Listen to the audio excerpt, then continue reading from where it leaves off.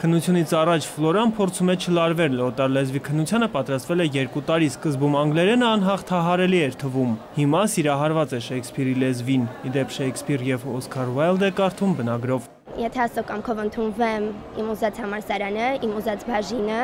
հետո երկրորդ կիսամյակից արդեն տուրիզմը կընտրեմ։ Բավականին հեշտ է,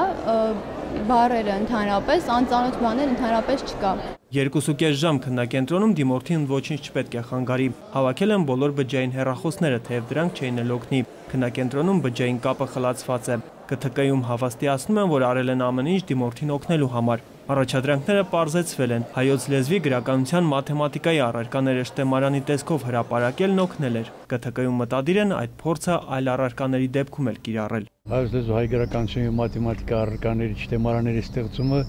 առաջի քայլներ, եթե համակարգ արդարացնի, անմիջապես կարելի է անցնել ուրեմն ես շտեմարանների ստեղծմանը։ Բժշկական համալսարանում գործող քննակենտրոնում մուտքի մոտ դիմորդներին սպասողները շատ չեն։ Անգլերենի քննություն հանձնող թորանը քաջալերելու է եկել Արտուշ Պապը ընտանիքով։ Մուտքի մոտ տեղադրված մոնիտորին Պապը թորանն է փնտրում, դժգոհում է, չի գտնում։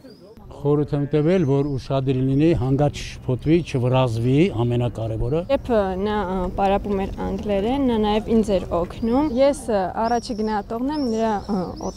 օտար լեզվի իմացության համար։ Այս տարի օտար լեզու հանձնողների համար մի նորություն կա։ Ավանդական անգլերենից, ֆրանսերենից, գերմաներենից, իտալերենից, իսպաներենից ու պարսկերենից բացի որպես օտար լեզու կարելի է ընտրել նաև ռուսերենը։